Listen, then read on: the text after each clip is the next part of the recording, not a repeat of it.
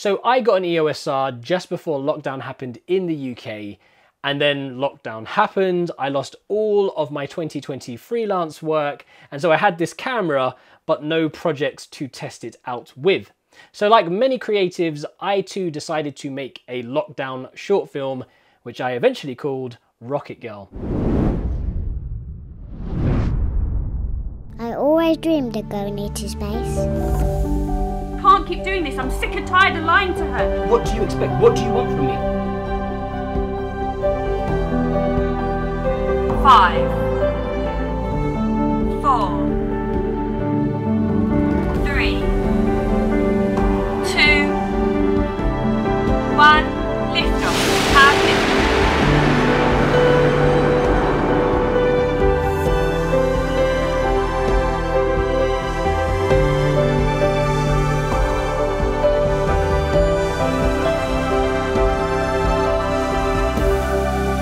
Then I finally saw it. And actually, that short film has done all right.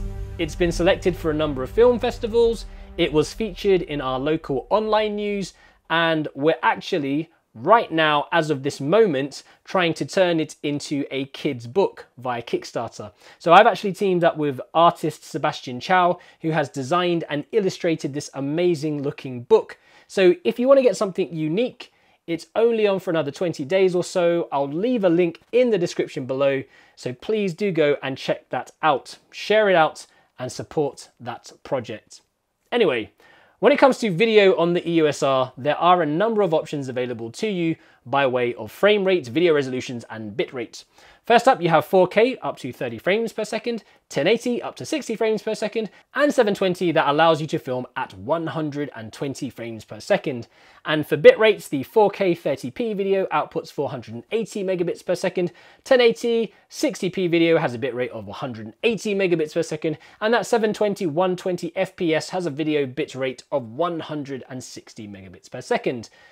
Now the one problem with the 4K on the EOS-R is that there is a crop of 1.7, which takes the 24 to 105mm kit lens to an effective focal length of around 41 to 179mm roughly in 4K. And for my lockdown short film, space was definitely an issue, as I was filming in my house, my garden, and my office, all of which aren't very big. So having a crop on my focal length was something I couldn't really work with or work around, particularly with the limited space. I had planned several scenes, including shots inside the house, inside rooms that were quite small, in the garden, as well as inside the rocket, which was all shot inside my office, as well as a bunch of green screen work that was going to be used for the special effects. And so I needed every millimeter of space that I could get to frame my shots the way I wanted. And because of this, I decided to use a 16 to 35mm f-stop 2.8 wide angle L lens and to film in 1080 at 24 frames per second. I decided against filming in 4K primarily because of the crop, which would have taken my 16mm wide angle lens to an effective focal length of 27 to 59mm roughly. Still relatively wide, but not wide enough for some of the shots inside the house or inside the rocket, and particularly not usable for the green screen shots inside the studio.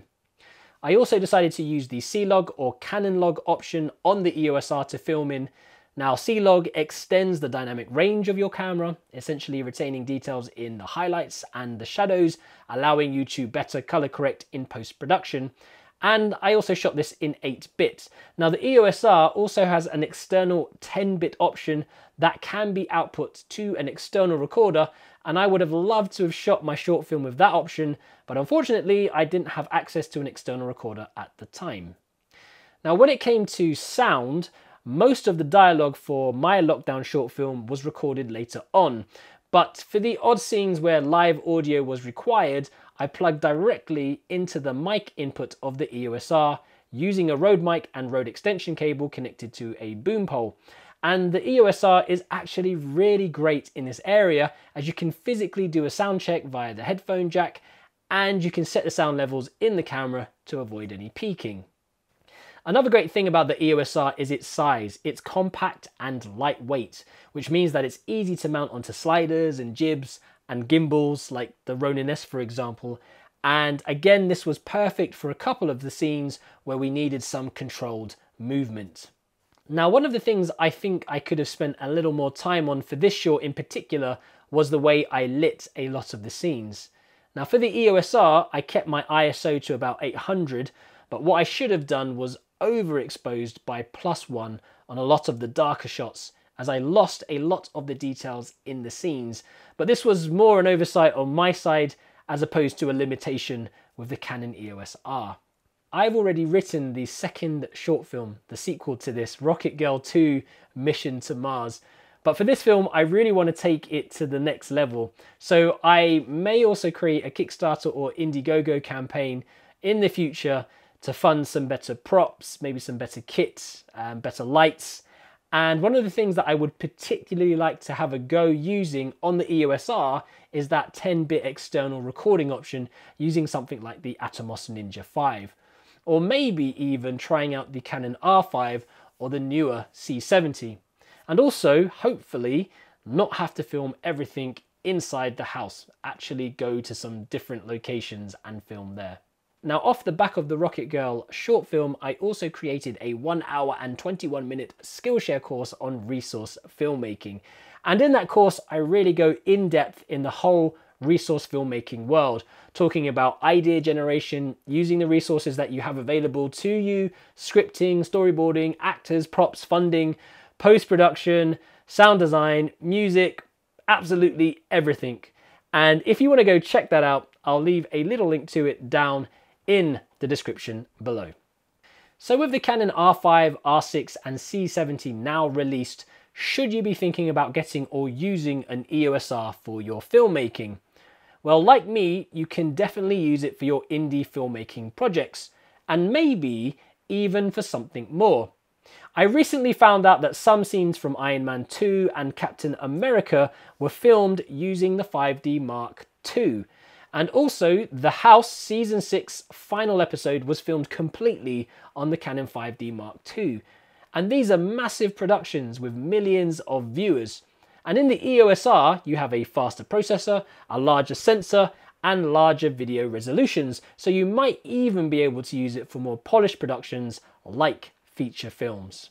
So do you plan on using the Canon EOS-R for your short film? Or have you already created a short film with it?